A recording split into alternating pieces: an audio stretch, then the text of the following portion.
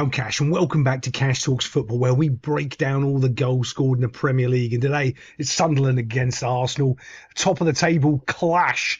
I've been seeing memes all week on Twitter about, and I'm not a Twitter person, I'm not one of those guys, but it was funny because it was like the points gap. It had Sunderland at the top, and then all the way down they had this team. Don't know if you've heard of them, Newcastle, of how much money they've spent and whether it points per goal or whatever. It's kind of funny. Just check it out. It's interesting to see where those teams are that spend money and those ones that waste money. But at this top of the table clash, and that's what it is. And yeah, that's one of the things I don't like about mainstream sport. Well, one of the things, there's hundreds of things I don't like about mainstream sports, and I'm probably going to go on a rant about it on our Monday Night Live show. Join us there at 8 o'clock. Is the way the mainstream doesn't talk about certain clubs. Like Sunderland have been up there in the top 4 or 5 for the last couple of weeks. They don't mention them. If that was Tottenham or a Chelsea, they'd be talking about them forever. And it's not. It's like they've done the same with Crystal Palace and the Bournemouth. They might get a line, or, you know, they spend 5 minutes talking about them. But compared to the other teams, they just don't. And then they go, oh, yeah, but those teams don't get all the press. Well, you're the ones giving them press. So if you don't give those other teams the same equal, you know, amount of press and amount of stuff, well, of course they don't get the same press as well, we're not talking about a Man United, say, or a Liverpool, or one of those clubs that are legacy clubs.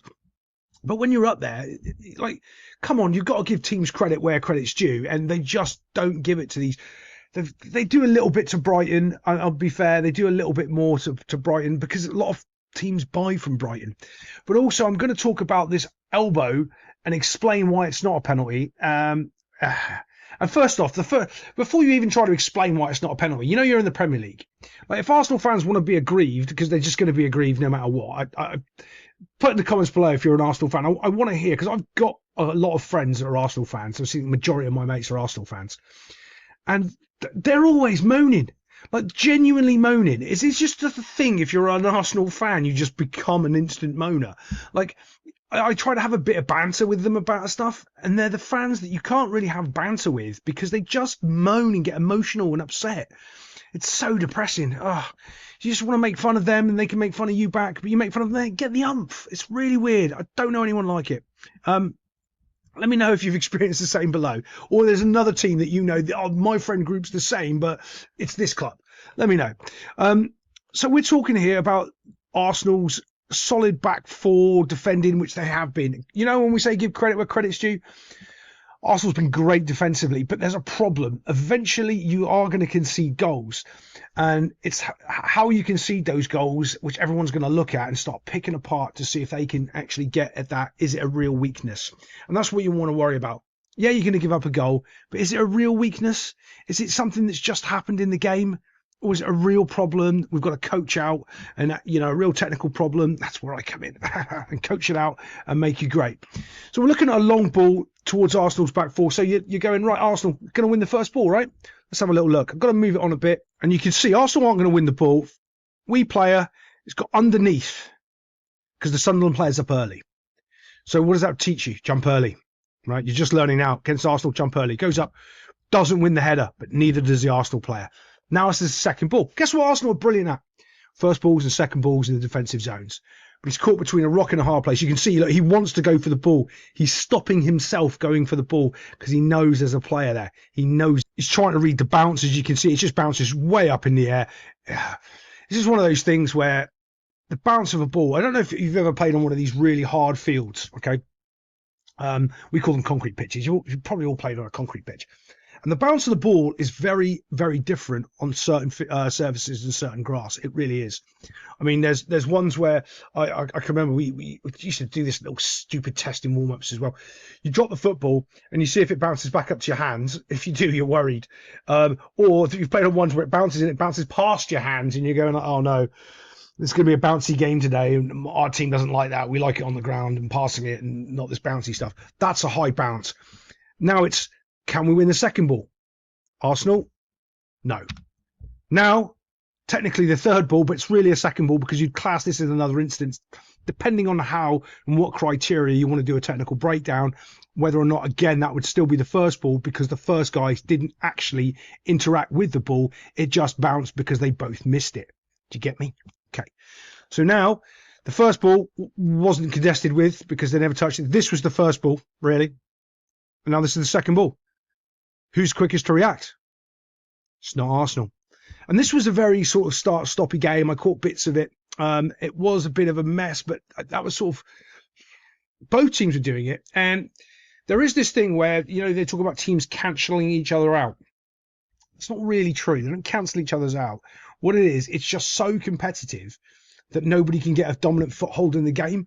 So it becomes very stoppy-starty. You don't get really many high-level fluid games because you can't afford to, because if it'll be too open and you're just going to get ripped apart. So this is teams that are genuinely probably not far away from each other, standard of quality in squad on the in team on the field, not in squad. And that's the difference, because you've got to understand Arsenal have got some injuries. They'll have a moan about it, and that does impact everyone. Like on the field, if you don't have your best starting 11, you're in trouble. But Arsenal have still got a strong enough squad to compete with another top of the table team, Sunderland, and do what they're doing here. But Sunderland get this first goal.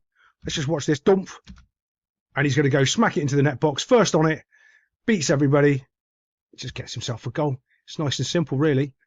Route one, and he smashes that. The keeper's got no hope, absolutely no hope. But let's move it on. So one of the frustrating things, if you're a Sunderland fan, if you're watching this, is you just give Arsenal the goal. They don't have to work for it. You're just giving it to them. For some reason, you're playing the ball into a pressure pocket. What's the pressure pocket? Where he is pressured by 1, 2, 3, 4, technically 5, but he's not under pressure from this player. That's a no pass, right? And you play it into this zone here, and he doesn't have a player already waiting for him for an out ball. He's too slow reading the situation, so he's isolated. This wee kiddie here is isolated. Not only is he isolated, if you draw Cash's little box of nonsense to see where is the ball, that's a terrible circle. There's the ball in that zone. That means this player, if you draw his zone, he can tackle him. That ball needs to be over here or over here. Okay, it's not. So first of all, it's on his wrong foot. He's turning into the player. It makes it easy for him to be tackled. I mean, this is basics, okay? Absolute basics. That's why you don't turn as a midfielder. Why it's so good when midfielders turn. But the reason they do such good turns in midfield and get away from players is because the ball is on their basically on the outside foot. If you take this as the inside foot here, because it's inside towards where the player is and the ball's there, you cannot turn on that because you turn the ball into the player straight away. The ball's got to be over here, so if you're in trouble, you've still got your body between the player and the ball and you're safe. This is so simple, and it's so embarrassing that this has happened. As he goes though, now he's in trouble. Do you see? He knows that that ball's going to get nicked, so he has to turn back. All of a sudden, because of where the players are positioned, this guy should have just kept running. You just should have kept going, buddy. Just trust. Yell for it. Got there. Would have been out that way, and you'd have been fine. Didn't. Panicked. Lost it. And when they lose it here, Sunderland, it's not like Arsenal have a lot to do. They don't. All they've just got to do is get that ball moving as fast as possible, and that's what they do. It's really quick. From losing it, bump, touch, straight in. Here we go. Runners, 1, 2, 3. Let's pick an option. Let's see what the defender does. Have a guess. Does he? Do they both try to double up and win the ball here? Do they try to narrow it? What do they do? Oh, he puts his hand up. We all know on this channel, if you're new here, you won't know the rules in the world. This is the rule. In the next 5 seconds, when someone puts their hand up, someone in the Premier League is going to score a goal. And it's dependent on the player. If the player is on the ball and he's telling somebody else what to do, I've told you this a million times, it takes 100% of his brain to concentrate on what he's doing.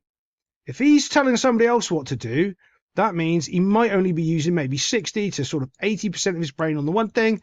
So 40 to 20% is on doing something else. That's not 100%. You cannot play at this level doing that. And that's why you've suddenly lost. Because all of a sudden, you're not paying attention that there is a moment here where you could nick the ball. Your footwork's not quite right. You're telling him to worry about a runner over here that hasn't got the ball yet. If he just steps up, he shuts down the passing lane and he can't pass it anyway. Focus on your game. Bruce Lee used to say this quote about fighting, right? When I used to study Jeet Kune Do, way of the intercepting fist. Don't worry about the outcome of the fight. You'll already lose. Focus on the moment. If you focus on the moment and not the next moment would be the pass. You focus on the moment, which is winning the ball. The next moment is when, if he wins the pass and whatever, you'll be better. Because if you win this moment, the next moment never happens. So worrying about that other moment is a waste of time. You can use that through everything in life. Focus on what you're doing now. Yoda said it in Star Wars. Where you are now, what you are doing. If you do that, none of that other stuff happens. Win the ball there, you're fine. Little roll. And now look, 2 players are on each other's way. Yeah. Is it most likely Arsenal was still going to score 4v2 counter-attacking? Yeah. But they've given it to them. They've made it easy. Out of all the hard work Sunderland have done, you don't do that. You just don't. Saka puts it in the net, and when he does, he beats the keeper near post, which I'm kind of like a bit annoyed with, really. The keeper shouldn't have been beaten on the near post, but he was. It is one of those things where I don't know if you've really played against, proper players that can hit the ball as hard as you can. We expect keepers to be able to save those because it is the near post. But also, the strikes can be so fast and so quick. He's got no hope. And I really would have to look at another couple of angles to determine whether or not the keeper could have saved it. And it's one of these things where the keeper might have been able to save it with his foot instead of trying to go down to the ground because it's his near post. But let's move it on. Nope, he can't save it with his foot. You know why? Look at his gait. Look how wide his legs are apart. That foot hasn't moved over there. If it has, he's saving this. It's too quick. It's too fast for him. His reaction is getting his 1 foot down. The only thing he can do then is dive because he can't stick his foot out unless he's really good at doing the splits, which he might be. You never know. But, yeah. So here we are, Arsenal's second goal. And to be fair, like Arsenal, they're a funny team. I've watched them a couple of times. Without certain players in their team, they don't have that much creativity. Right? They have better players than you. And what they seem to do is they put crosses in. You defend it a little bit poorly, and they'll volley it in like, was it Zubimendi's volley? He had one in this game as well, the crossbar. And they'll win that second ball and smash it. Eze does it as well. Smash it in the goal. But to create a goal, they almost like cross it in and wait for the rebound and see where that goes. Because, well, they're better. You're not scoring on them. Which I get. It's not the way I play football. Well done. Getting out, closing the gap. Really well done. Doesn't buy the dummy, right? As it goes. Doesn't buy the dummy. Goes with him and starts tracking the player as he starts getting towards the 18-yard box. Great. Now, you know that rant I went on earlier on about focus on what you're doing? Well, what happens is we've got a player coming here on the overlap. All right? He sees him. He starts to see him in his peripheral vision. Up goes his hand.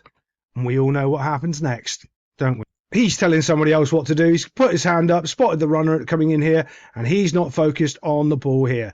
So we know in the next 5 seconds, someone is about to score a goal. Yeah. It's funny. It's every week. Like, I would say it's almost every game, but it's getting that way. And I know why. I've said this before with all the years and nonsense I've coached and been in football. I can honestly remember playing against teams. They're overcoached, right? And they're not allowed to play football properly. And I can remember we're 2v1. I can remember this team yelling at one of my left back. And my left back's just laughing, going, we're 2v1, because they know how to deal with a 2v1 situation. They just back away. And when you go to pass the ball, they intercept the pass and run down the other end and we're off.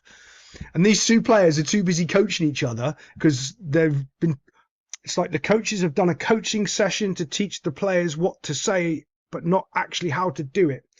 And that's one of the biggest things why English coaches are so bad at coaching football. Absolutely awful. They coach so the players know what they've been coached, but can't actually do what they've been coached, if that makes sense. If they're in a press conference, they can say the managers are focusing on this, and this. They say, oh, no, we just go out and play. Your job isn't to have your players relay back to you what your coaching points are. Your job is to make sure that they can do them. Here is a player who's worried about the coaching points of seeing an overlap and telling his player to do it and not just focusing on what he's doing. And I've already given you that rant. You don't need to hear it again. As he goes, though, look, steps. He stepped because he sees the runner, and that's all the space he needs. That's massive. He's shocked. He's like, wait, what? I should pressure the ball, but he was right on him. And he's been done. Look at his feet. And it's not for any skill. This guy hasn't dropped a shoulder. He hasn't wiggled his hips. He has just been so sidetracked by the run that it's over. Absolutely over. It's a good strike, though. If he did make sound effects, we all know he would have got 2 points. But let's move it on. because we still got to cover that elbow that's not an elbow, and there's a foul. Yeah, we've got stuff to go over. First, we'll cover the goal, and then we'll get the 2 controversial points over at the end. This is kind of hilarious to me. Striker wins the ball, gets a little shove in the back, but this is hilarious to me. He goes down like he's been shot, and he falls like, yeah, that's kind of funny. But here's the interesting, this isn't really a high foot.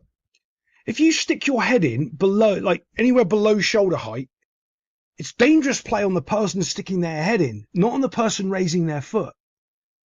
This is one of those weird things that no one really pays any attention to the rules about because, well, all they think is dangerous play. If you're putting your foot towards the head, it's dangerous play. But if you bring your head towards the foot, it's also dangerous play on the person that's bringing their head towards the foot. It goes both ways. It never gets called, ever. No matter what level I've ever played at. I think there's only ever one time in all my years of coaching football, with the thousands of games I've done, I've only ever seen a referee call it once and go, no, you're the dangerous player because you're almost on the ground putting your head down there, and that's dangerous. Even though you got kicked in the head, your head shouldn't have been there. And that's one of these situations that's happening here. He's putting his head down into a situation. Bump. It's a great little flick, though. I don't know how he pulls that one off. It's really good. You can see he's diving his head in the way. You can't dive your head on someone's foot and go, oh, it's dangerous play. He's kicked me. Oh, it's dangerous play. It doesn't work like that. There's a certain level. Some refs I've heard say don't use the shoulder. They use that sort of the hips. But even then, they don't call it. Goes in. Sunderland get themselves a point. Are they second now? Come on, Sunderland. Well done. And there's no bias on this channel at all. I don't always root for the underdogs. It's not what we do. We're fair and balanced on everything. So let's get onto these files because you're going to see I'm fair and balanced because one should be and one shouldn't be. Just want to show you as well, just this. Look, so this player's a couple of yards away, right? I'm trying to draw a straight line here. You can see, because if he was stood about there, he would be about, yeah, probably about maybe stomach height as he's putting the player in. But also, it stops the keeper. If he's not there, the keeper probably saves this, which is even funnier. Like, he's actually blocked his keeper. And it's not at the point of contact. He's even lower, diving his head into the player's foot. Yeah, but let's move on to these other decisions. Guys, I've been trying to find that clip of the foul that Sunderland were given before the second goal, and I can't find it. I did just after the game, I just didn't record it. Seems like it's just been scrubbed off Twitter, which is kind of insane to me. It's like the only ones that are on there are GIFs now, not the actual video itself, so it's just a little quick flash, and it's not the zoomed in thing. But I watched it a couple of times, and he touches the ball. But here's the problem. That's a foul. I said this last weekend. That's a foul in midfield. But when they're in the penalty box, he touches the ball, so it's not a foul. And that's the biggest problem. If you're in the penalty box, they're not giving that as a penalty. But if you're on the halfway line, they're giving that as a free kick all day long. But he does touch the ball. He does come from behind the player. So you can see why the ref gives it as a foul. It's behind the player. You know, any tackle from behind is normally a foul, even if you touch the ball nowadays. But this is the problem with all the nonsense in the Premier League. To me, it's probably not a foul because he touches the ball. Based on the rules that they've been using in the Premier League this year, with all of the penalties that haven't been penalties. Who was it? You'll listen in the comments from the Arsenal player that got taken out. Was it Newcastle, or was it the other way around? Arsenal took a Newcastle player out. Newcastle player touched the ball. Sorry, keeper touched the ball. Wasn't a penalty because he touched the ball, and there was a Man United one. So you can see why Arsenal were upset, because they're saying, well, we touched the ball, so can't be a foul. But in reality, it's always been a foul. They've just messed up the other ones and not this one's.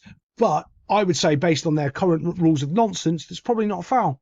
That's where I stand on this one. Speaking of probably not a fouls, this one's probably not a foul as well. So let's have a look at this. Comes in as he puts it. So you've got to think about elbowing. Are you jumping up and is your elbow coming up past your shoulder? Right? Where's it going? Because you're allowed your space. You're allowed to put your gate out. If you extend your elbow, it's a foul. So let's watch it as it goes. Right? He's jumping up. He's allowed to put his elbow out there to, protect himself. He's allowed to do that. Absolutely fine. As he does that, does he extend the elbow into the face? No, not really. His gate's there. He hasn't pushed it through. The other guy's jumped into him just as much as he's going into him. Like, it happens every day in football. Makes a meal of it. Does it hurt? Yeah, probably. But it's still not really a penalty. You know, his elbow's up, but is his elbow up because his shoulder has pushed his elbow into him? Because his elbow was right down here a second ago. Now it's up there. You're going, because look, it's starting to move down. He's not extending it through the player. He's not trying to hurt the player. The player's jumped into him just as much. So it's 50-50. You're going, yeah, all Arsenal fans are going to say it's always a penalty. But it's not. Sorry. And I'll see you next time on Cash Talks Football.